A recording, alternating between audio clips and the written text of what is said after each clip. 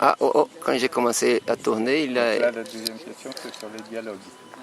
Et la troisième sur le L'enjeu comportement plus personnel et personnel. l'enjeu. Mais j'ai pas aimé beaucoup.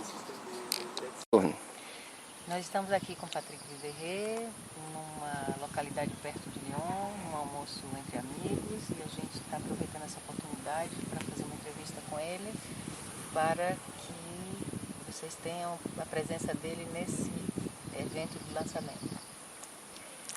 Patrick, o que você podia dizer aos alunos, aos voluntários que vão construir conosco o Brechó Ecosolidário e aos seus leitores sobre a importância da sobriedade feliz num momento como esse da humanidade? Si on veut voir l'enjeu de ce que Pierre Rabhi appelle la sobriété heureuse, et c'est un terme que j'aime bien également, il faut comprendre que c'est la réponse à un autre couple qui est la démesure et le mal de vivre. La démesure, ce que les Grecs appellent l'hubris, on peut dire aussi le contraire de la sobriété, c'est l'ébriété. C'est-à-dire c'est une situation d'excès, de démesure, qu'on voit dans toutes les facettes de la crise. Par exemple, la démesure sur le plan écologique, elle se manifeste quand on regarde l'empreinte écologique par le fait que l'Amérique du Nord et l'Europe de l'Ouest ont une empreinte écologique qui répond à plusieurs planètes nécessaires si on voulait avoir le même mode de production et de consommation pour l'ensemble des habitants de la Terre. La démesure dans la biodiversité, elle se traduit par la destruction croissante d'espèces chaque année. La démesure sur le plan social, elle se traduit par l'explosion des inégalités sociales à l'échelle mondiale, mais aussi à l'intérieur de nos propres pays. Quand, reprendre les chiffres des Nations Unies, la fortune personnelle de 225 personnes est égale au revenu de 2,5 milliards d'êtres humains, c'est aussi de la démesure. Et puis là où la démesure est la plus nette, c'est dans la sphère économique, puisque pour reprendre un chiffre donné par Bernard Liétard, qui est un des anciens responsables du Banque centrale, la Banque centrale de Belgique, 97% des transactions financières quotidiennes ne correspondent pas à de l'économie réelle, à des biens et des services effectifs. Ils correspondent à de l'économie spéculative. Donc, il y a le phénomène de la démesure. Et face à ce phénomène de la démesure, on comprend bien que l'un des enjeux, c'est de revenir à des limites. Les limites écologiques, les limites sociales, ça veut dire réduire les inégalités. Les limites financières, ça veut dire réguler la sphère financière. Mais c'est la même chose du point de vue démocratique, parce qu'il y a aussi de la démesure dans le rapport au pouvoir. L'une des raisons pour laquelle l'Empire soviétique s'est effondré il y a 20 ans, c'est de la démesure dans le rapport au pouvoir, et c'est la même chose pour les despotismes arabes en Tunisie, en Égypte, en Libye. Donc face à la démesure, il faut réinstaurer des limites. Mais si on se contente de voir l'alternative à la démesure, on ne traite qu'une partie du problème. Parce que la démesure elle-même, elle est liée à du mal-être, à du mal de vivre. C'est évident sur le plan personnel. La boulimie, la toxicomanie, l'alcoolisme sont des indices de mal de vivre pour une personne. Ce qu'on sait, c'est que c'est vrai aussi pour les sociétés. Par exemple, le rapport mondial sur le développement humain avait mis en évidence que trois grands budgets, que sont les dépenses annuelles de drogue et de stupéfiants, les dépenses d'armement ou les dépenses de publicité, représentent à chaque fois 10 fois, des fois 20 fois, l'ensemble des sommes qui seraient nécessaires pour assurer les besoins de base, les besoins vitaux de l'humanité, la faim, l'accès à l'eau potable, les soins de base, le logement. pourquoi ce phénomène-là? Parce que si je prends par exemple la drogue et les stupéfiants, chaque année, on dépense 10 fois plus au minimum, parce qu'il y a toute une partie souterraine, pour la drogue et les stupéfiants que pour l'eau, la faim, les soins de base et le logement. L'économie de la drogue et des stupéfiants, c'est typiquement ce qu'on peut appeler une économie de gestion du mal-être. Parce qu'une chose est de dire par curiosité, par convivialité, on se prend de temps en temps un pétard. Une autre chose est quand on se drogue durablement avec des drogues dures, c'est un indice qu'une société va pas bien. Les 5 millions de drogués américains avec des drogues dures sont un indice d'un mal-être de la société américaine.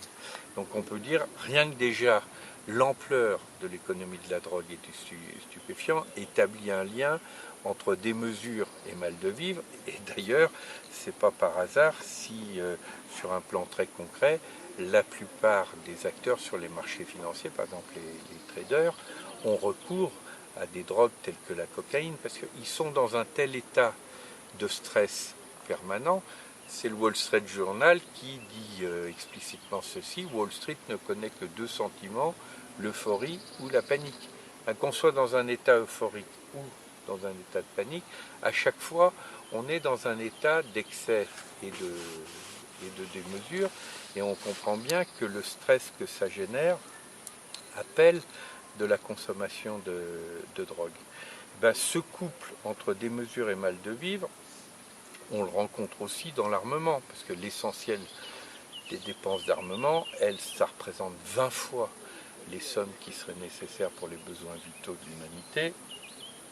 C'est de la gestion, de la peur, de la domination et de la maltraitance, l'essentiel des dépenses d'armement. Si c'était de la protection, ça servirait par exemple à défendre leur peuple contre des tyrans et contre des logiques répressives telles que ce qu'on voit en Syrie. Et là, comme par hasard, on dit là, on ne peut rien faire, on est impuissant. L'essentiel des dépenses d'armement, elles gèrent de la peur, de la domination et de la maltraitance, qui est une autre version du mal de vivre. Et les dépenses de publicité, le troisième poste analysé par le rapport mondial sur le développement humain, on peut aussi les analyser dans ces termes-là, parce que de quoi nous parle la publicité? La publicité nous vend en permanence des promesses qui correspondent à l'inverse de ce que nos modes de vie, de production et de consommation nous empêchent de vivre. Plus nous sommes dans la destruction écologique, plus la publicité nous vante la beauté, plus nous sommes dans la rivalité, la compétition, et plus la publicité nous parle d'amitié, d'amour ou de paix. Plus nous sommes dans une absence de vie intérieure à cause du stress que génère ce mode de vie, et plus la publicité va nous vanter la sérénité, l'authenticité, etc. Donc là aussi, on est sur une forme d'économie du mal de vivre. Donc une fois qu'on a compris ce lien entre des mesures et mal de vivre, on voit bien à ce moment-là que la réponse positive, c'est à la fois la sobriété, l'alternative à l'ébriété, la logique d'acceptation des limites, mais que c'est aussi d'aller travailler sur un mieux vivre, ce que le Forum social mondial de Belém avait appelé les sociétés du bien vivre. Parce que si on se contente d'être dans la limite sans travailler sur un meilleur art de vivre, c'est comme un toxicomane auquel on proposerait de faire une cure de sevrage. S'il n'a pas une espérance positive, il préférera encore rester avec sa toxicomanie. C'est pour ça que l'approche en termes de sobriété heureuse, elle est, je crois, tout à fait nécessaire pour répondre à ce couple de la démesure et du mal de vivre. Ariane demande si vous pouvez finir là-haut, parce que tout le monde est parti et tout le monde vous attend. Si vous pouvez finir votre reportage là-haut. D'accord. Excusez-nous. Não, on bloque tout le monde.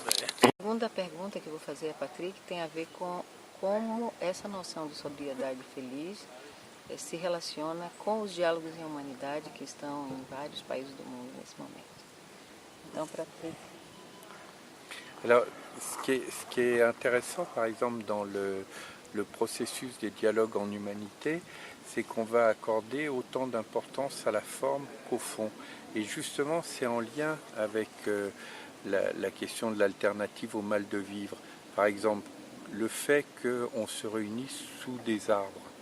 C'est pas du tout la même chose de se réunir sous des arbres ou de se réunir dans une salle de congrès classique.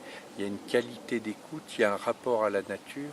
On sort d'une triple rivalité, rivalité par rapport à la nature, rivalité par rapport à autrui, rivalité par rapport à soi-même. Pour les mêmes raisons, avant les débats en agora, on a ce qu'on appelle des ateliers du sensible, c'est-à-dire le fait de lier intelligence du cœur, intelligence du corps, intelligence de l'esprit. Ça va créer des conditions dans ce qu'on appelle des écosystèmes émotionnels qui font que la nature même des échanges va être très différente. Par exemple, il y aura bien sûr des désaccords, des différences, des divergences, d'autant que les dialogues en humanité sont pluralistes. On peut retrouver aussi bien des entrepreneurs que des acteurs d'institutions, que des acteurs de la société civile, des gens qui sont très alternatifs. Mais à partir du moment où il y a cette qualité d'écoute, où il y a cette bienveillance, on est capable de construire ces désaccords. On est capable de sortir des malentendus, des soupçons, des procès d'intention. Et à ce moment-là, la différence, voire la divergence, devient un atout et permet d'avancer vers cette nouvelle approche du bien-vivre, des sociétés de transition vers le bien-vivre, parce qu'à ce moment-là, dans la façon même de vivre la situation des dialogues en humanité, nous expérimentons cette tentative de bien-vivre. E uma última questão é como cada pessoa aqui presente, ou cada cidadão do mundo, pode contribuir a partir da sua própria vivência, a partir do seu cotidiano, para esse momento de desafio que a humanidade vive. Je crois que pour nous, personnellement, l'un des enjeux, c'est d'apprendre à aller vers une qualité de joie de vivre plus importante. Pourquoi? Parce que c'était le philosophe Spinoza qui disait il y a deux émotions fondamentales chez l'être humain, c'est la peur ou la joie. Tous les comportements de domination, de captation, quand on gratte ce qu'il y a derrière, on se rend compte qu'il y a des phénomènes de peur. Et à chaque fois qu'on fait baisser la peur.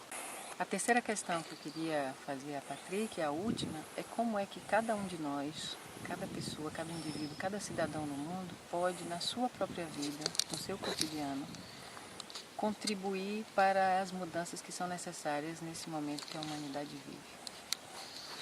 Alors, d'abord, à travers ces dialogues en humanité dans le monde entier ou des événements qui expriment des valeurs proches des dialogues en humanité, on va vivre personnellement ce rapport à l'expérience de l'entraide sur la joie de vivre, que ce soit au Brésil, que ce soit en Inde, que ce soit à Berlin, que ce soit en France. Derrière ces rencontres sous les arbres, derrière cette fraternité partagée, derrière y compris l'utilisation d'une monnaie sociale dans les échanges, c'est aussi une expérience de l'entraide sur la joie de vivre qui s'exprime à travers les dialogues en humanité dans le monde entier. Et cette joie de vivre, elle est essentielle parce que, comme le rappelait le philosophe Spinoza, il y a deux émotions fondamentales chez l'être humain. Il y a la peur et il y a la joie. Derrière la peur, on retrouve tous les phénomènes de domination et de captation qui sont toujours, en dernière analyse, liés à des phénomènes de peur. Si on veut sortir de la peur, il faut faire monter le niveau de la joie. Pourquoi la joie est importante? Parce que la joie nous permet de sortir du couple infernal de l'avidité et de la rivalité. Si nous nous posons la question, quand nous nous sentons vraiment bien, quand nous nous sentons heureux, est-ce que nous sommes en rivalité avec les autres? Non, non seulement on n'est pas en rivalité avec les autres, mais on a au contraire envie que les autres soient également heureux. Est-ce que nous sommes dans l'avidité? Non, puisque cet état de bien-être qu'on peut éprouver dans le rapport à la beauté d'un paysage, d'une musique, dans un amour qui nous comble, dans l'expérience de la sérénité intérieure, À ce moment-là, ce qu'on a envie, c'est que ça se prolonge ou que ça se renouvelle, mais ce n'est pas de l'avidité. Et donc, si il est possible de sortir de ce rapport avidité-rivalité, ça veut dire qu'on peut considérer que les autres ne sont pas des compétiteurs ou des rivaux, les autres deviennent des compagnons de route en humanité. Vivre à la bonne heure, moi j'aime bien définir le rapport au bonheur comme l'art de vivre à la bonne heure, c'est-à-dire comme une qualité de présence et d'intensité à la vie. Vivre à la bonne heure, ça veut dire je ne peux pas tout vivre, je ne peux pas tout faire, mais ce que je vis, je le vis intensément. Quand on adopte cette posture de vie, ça change le rapport à soi-même, ça change le rapport à la nature, mais ça change aussi le rapport à autrui. Parce que si je suis en train de vouloir tout vivre, évidemment les autres vont être des rivaux permanents. Si j'accepte de ne pas tout vivre, à ce moment-là, les autres deviennent des compagnons de route qui me permettent d'accéder à des saveurs de vie que je ne connaîtrais pas en direct. Tel voyage, tel roman, telle expérience, telle aventure, c'est grâce aux autres que je vais accéder à ces saveurs de vie. Et à ce moment-là, la joie est non seulement une épreuve de joie, il n'y a pas de raison d'utiliser le verbe éprouver simplement du côté de la douleur, on peut avoir des épreuves de joie qui, comme les épreuves de douleur, me renseignent sur l'essentiel de ce qui compte dans la vie, mais ça va aussi éviter d'enclencher le cycle permanent dans lequel, par exemple, les anciennes victimes peuvent devenir des bourreaux, les anciens dominés peuvent devenir de nouveaux dominants, parce que ça, c'est toujours le cycle mal-être, captation, domination. Donc le meilleur vaccin préventif contre les nouvelles formes de domination, c'est l'entraide sur la joie de vivre. Bom, muito obrigada, Patrícia. Estou feliz de estar aqui com você. A gente se vê. Merci Déborah et merci à toutes.